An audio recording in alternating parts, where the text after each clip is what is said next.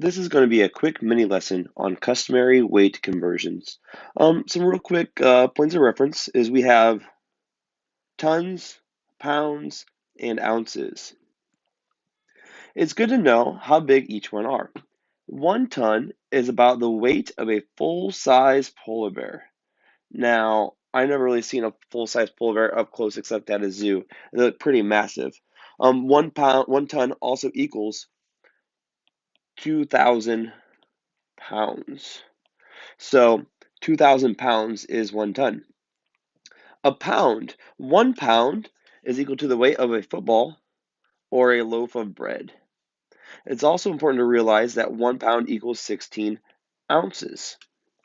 And then finally, we have 1 ounce, and that's the hardest for students to know about how much the weight of 1 ounce is. And 1 ounce is about a piece of bread. Now, knowing that it's a piece of bread and that a loaf is 1 pound, that means 16 slices of bread make 1 loaf because 16 slices, each slice being 1 ounce, would be a loaf of bread, 16 ounces in a pound. Just like our lesson last week, when we convert from units that consist of a lot of weight or a lot of length to units that consist of a little weight or little length, we have to go in certain manners. For example, 1 ton converted to pounds, LBS is pounds. This is a big unit. This is a small unit.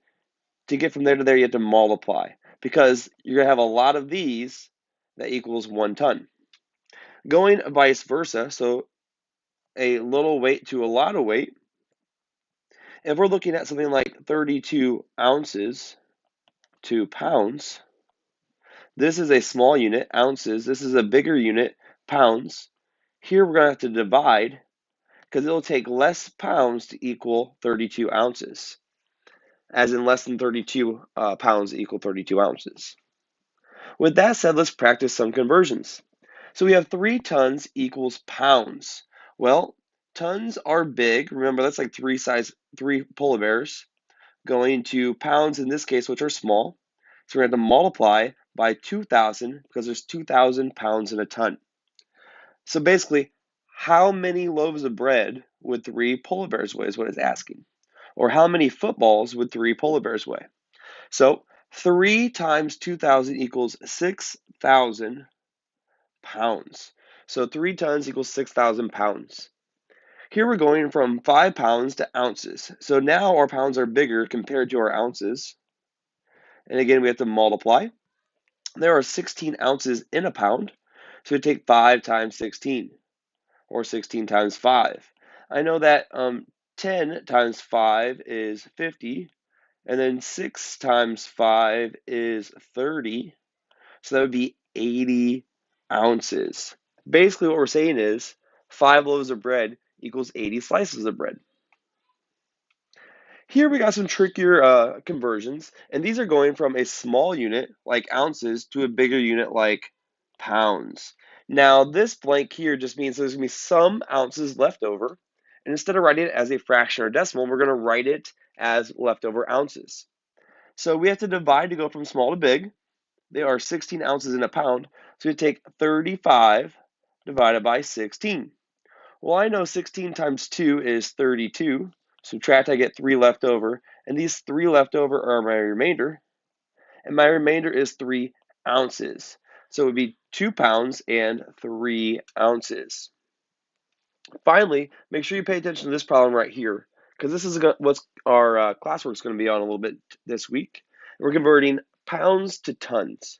Now, we all know that pounds are small compared to tons that are big, so therefore we're going to have to divide by 2,000, but we also know that 2,000 pounds equals a ton, but we only have 450 tons here. So this number is going to be less than 1 ton. It's going to be less than 1 ton. So let's do that math. Let's pick a different color for this problem. Let's use blue.